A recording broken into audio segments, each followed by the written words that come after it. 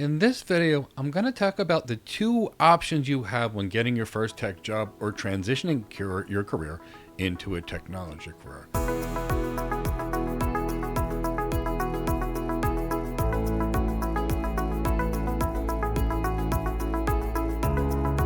If you don't know me, my name is Mike Gibbs. I'm the CEO of Go Cloud Careers, and I've been in all types of technology roles, mostly architectural roles, for approximately 25 years. I've trained and coached others that work at Apple, Amazon, Cisco, Google, IBM, Accenture, Deloitte, KPMG, Capgemini, PricewaterhouseCoopers, Barclays Bank, JP Morgan Chase Bank, and many other leading companies. And when people come into technology and they start their technology career, you have two options, and most people only know about one. And when I actually moved into tech from healthcare, I was told about the way most people build their tech career, but it sounded silly to me, so I did it a different way, and it made a big impact on my career. And I want you to know both options. What I was told from a lot of people in tech is that, Mike, what you got to do is you got to get a job in help desk. After you do help desk for a couple of years, you could be a sysadmin. After that, maybe you could be a network admin, and then maybe after that, a network engineer. And I heard this from about 10 people. They said, you got to start and learn along the way. Now, that sounded a little strange to me, and it sounded strange to me because I come from healthcare. And coming from healthcare, I was in a world where you were not allowed to practice until you had all the skills to do the job. So I didn't understand learning on the job. I thought you had to have all the skills before you actually got that job. Now, my approach, and I'm going to tell you what my approach really made a massive difference. My path led me to a senior engineering role in my first tech job, and within 2 years, a principal architect job as a principal solutions architect for Riverstone Networks. And I want to tell you why I did it differently and why the original path that other people described to me didn't make sense.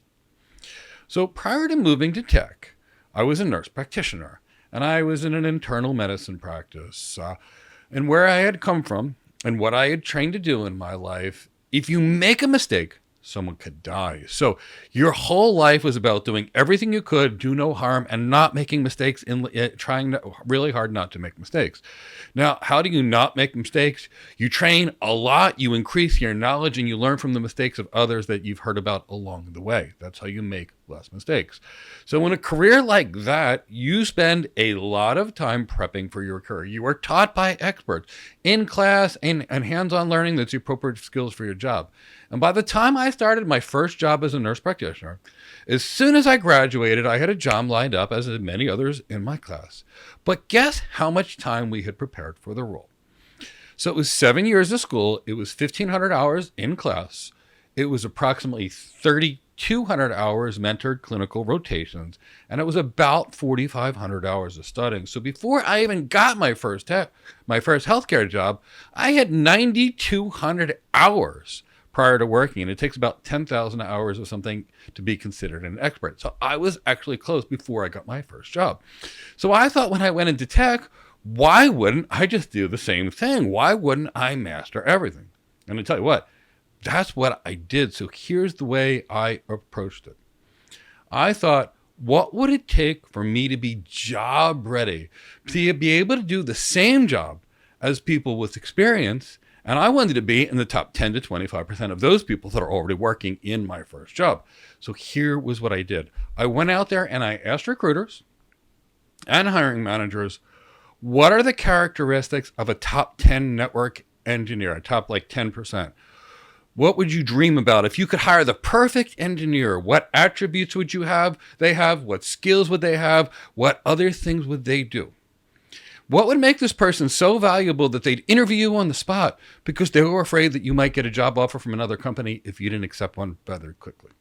So I asked that question to a lot of recruiters, a lot of hiring managers, and I spoke to a CCI that was actually in San Jose working at one of the big tech companies, and he gave me a lot of guidance as well. So I built a list of stuff, and then like any well-controlled scientific study, I got rid of any statistical anomalies. I ran the statistical analysis, and now I had a real list of the skills that I needed to have to be that perfect network engineer. So I looked at that skill list, and I said, well, about 50% of this is tech. The other 50% of it is related to the 4 E's, which Jack Welch coined the term, which is your energy. And I was energetic about the role, and hiring managers care about it. Your enthusiasm and your passion for the role. Edge is basically your competitiveness, or how hard you'll work to be the best or compete to be the best. And execution is your ability to get stuff done. So when I looked at that and I said half of it is related to soft skills and the other half of the skills is based on tech, let me make sure I learn all of these skills prior to going on a single interview.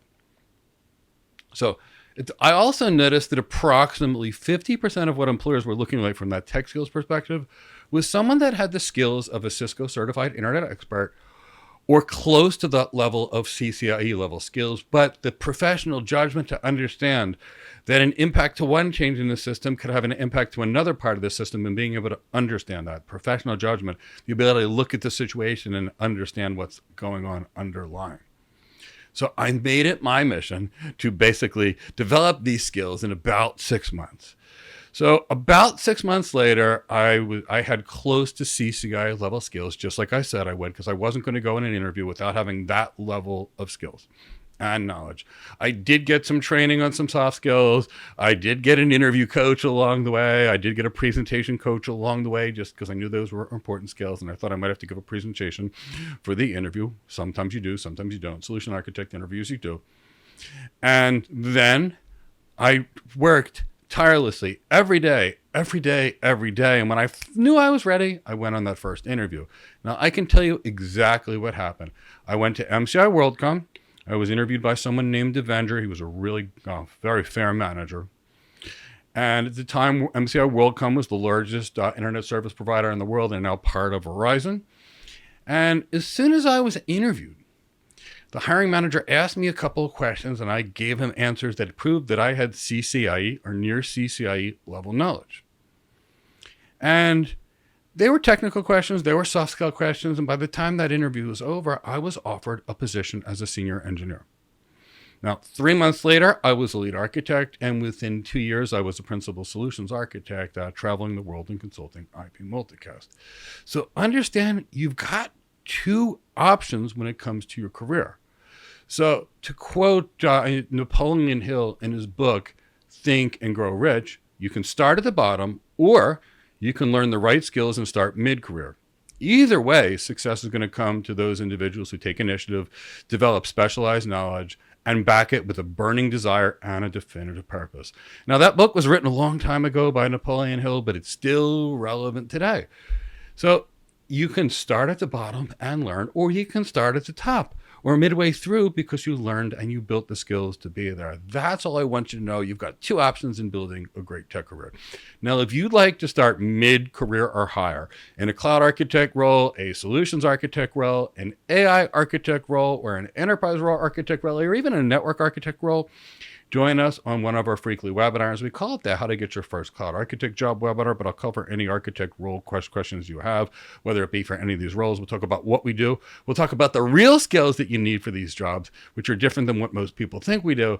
We'll talk about everything you need to do to get your first architect job, especially if you're coming from a different industry. These webinars are free. They're live on Zoom, and I'll spend at least an hour answering any architect career questions you may have. So please sign up. Join me in the webinar, and we can talk. The link to the webinar is in the description of this video. Also in the description of this videos are guides on skills related to cloud architect careers, enterprise architect careers, AI architect careers, guides on passing the architect interview, and many other things to help you in your tech career. So go get them. They're completely free. If you've enjoyed this video, give it a like, maybe subscribe to our channel and hit the bell to be notified of new videos to assist you in your cloud architect, enterprise architect, security architect, AI architect, or other architect career. Talk to you soon, or see you in another video.